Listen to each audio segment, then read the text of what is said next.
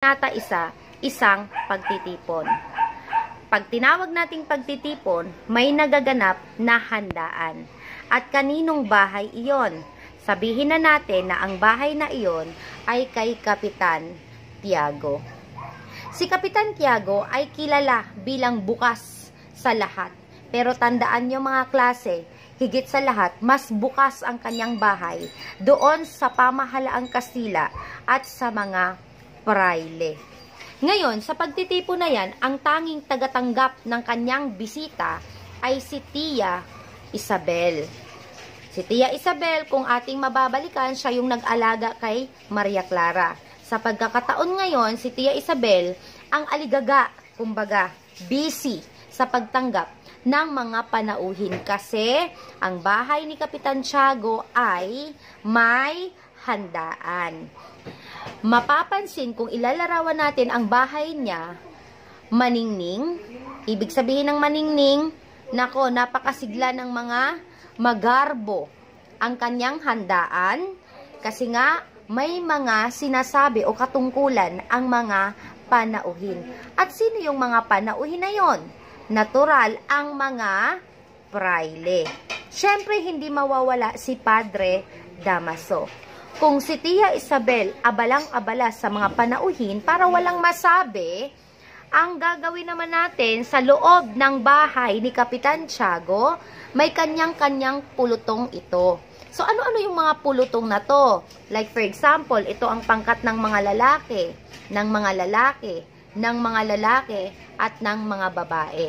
Sa madaling salita, kung hahatiin natin sa dalawa, isang pulutong ng mga kalalakihan, isang pulutong ng mga kababaihan.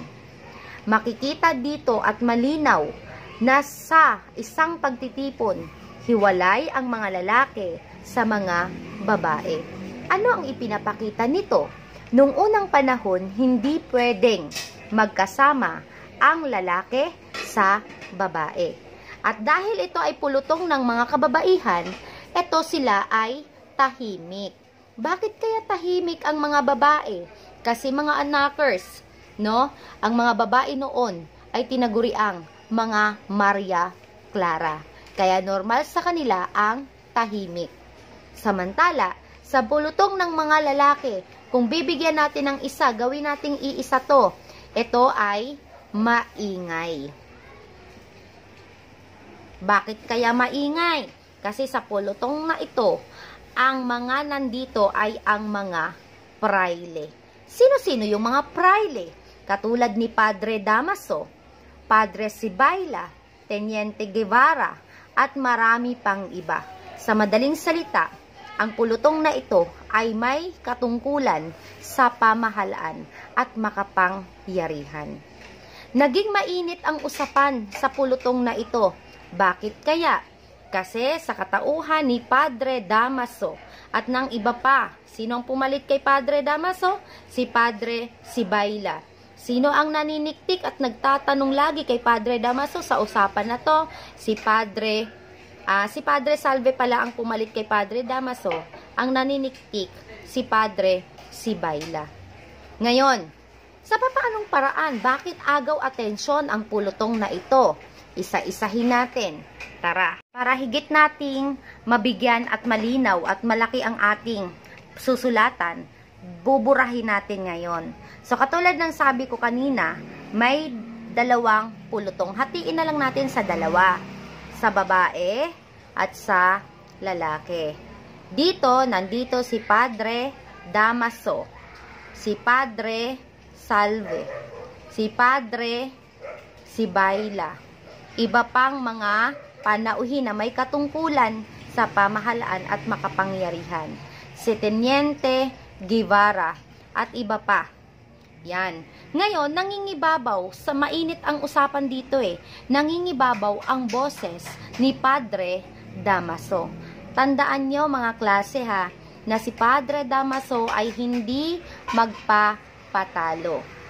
Sa pulutong na yon, sa pangkat nila, agaw atensyon. Bakit? Ano ba ang pinag-uusapan nila? Una, pinag-uusapan nila Padre Damaso, no? Yung panunungkulan niya ng 20 years sa bayan ng San Diego. Lahat ng kanyang mga himutok sa bayan, sa mga mamamayan sa San Diego ay sinabi niya. Bakit kaya? Kasi para kay Padre Damaso, hoy, 20 years akong nanunungkulan sa bayan na ito. Tapos nung ako'y pinalipat, iilan lang ang naghatid sa akin. Para sa kanya, parang isang insulto. Bakit naman kaya kakaunti lang ang naghatid sa kanya? Kasi nga mga anak, sa sama ng ugali ni Padre Damaso. At sino yung mga naghatid? Nako, mga matatanda pa ang naghatid sa kanya. Mga matatanda. So, yung himutok niya, yung sama niya ng loob, ay sinabi niya doon sa pagtitipon na yon. Una. Pangalawa, isa sa mga napag-usapan ay yung tungkol sa negosyong tabako. Kasi nung unang panahon sa bayan na yon, bawal ang negosyong tabako. Kaya naging mainit. Pangatlo, ay tungkol naman, napunta naman sa usapang Indio. Sino yung sinasabi na Indio? Lahat ng mga Pilipino.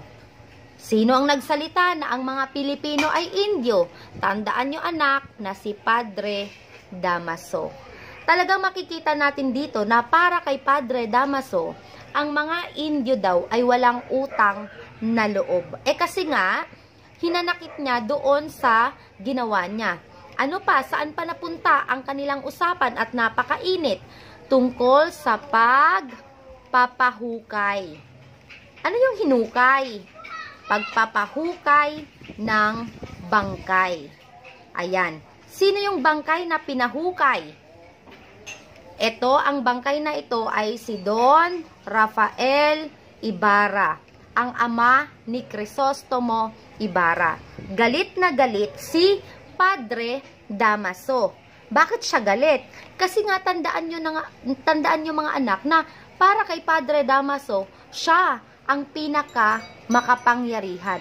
At dapat daw, ayon sa kanya tandaan nyo, dapat ang mga praile, anuman ang nanaisin, gugustuhin, gawin, dapat daw walang makikialam kahit pa ang hari.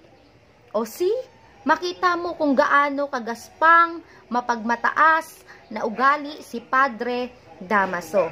Bakit taginanakit? Bakit galit siya? Kasi mga anak, ang nangyari kasi nung nalaman ng Kapitan General, tandaan nyo ang Kapitan General ang pinakamataas kasi siya ang boses ng hari. Kung ano yung iuutos ng hari, down kay Kapitan General. Sa madaling salita, sa katauhan ni Kapitan General, siya ang pinakamataas. Para kay Padre Damaso, nako, kahit sinong Poncio Pilato, dapat hindi nakikialam kahit sino pa. Tingnan nyo, kahit hari daw, hindi makikialam. Ganyan, kayabang si Padre Damaso. Hanggang sa naging mainit na ang usapan sa pulutong na ito. Ang sabi naman, may mga umawat kasi dito, no? Sabi niya, bakit mo naman nasabi? Kumbaga, tinitrigger. Hanggang sa pinakadulo, sabi ni Teniente Guevara, sumasaway kasi to si Teniente Guevara, na, ano ang ibig sabihin? Na lahat ng kanilang pag-uusapan, dala ng init ng ulo nila, dapat nilang itigil. Kasi nga daw, tandaan na ang isang pagtitipon, ang handaan na ito, tandaan, ito yung sa bahay ng isang Indio. Sino yung Indio na yon? Si Kapitan Tiago. Si Kapitan Tiago ay isang Pilipino. Sa madaling salita, sabi ni Padre Damaso, ang mga Pilipino ay mga Indio. Mga walang utang na loob, mangmang, bobo. Sabi nga, mag-ingat kayo kasi nasa tahanan tayo ng isang Indio. Sabi naman ni Padre Damaso, nako, wala yan kasi hindi naman itinuturing ni Kapitan Tiago na siya ay isang Indio. Balikan natin si Kapitan Tiago Siya ay dakilang sunod-sunuran. Ganyan ang kanyang ugali. Naintindihan? Okay, ngayon, ano ang sumunod? Hanggang sa tumigil, humupa ang usapan ng pulutong na ito kasi darating o may dumating na dalawang panauhin. At sino kaya yung panauhin na yon? Sundan sa Kabanata 2. At ayan na nga, natapos na natin na maipaliwanag ang Kabanata 1, isang pagtitipon. Mga klase, naway may kaunting, no? Kahit kaunti lang na naunawaan, naintindihan mula sa kabanata ng Noli Me Tangere. Thank you for watching. Bye-bye!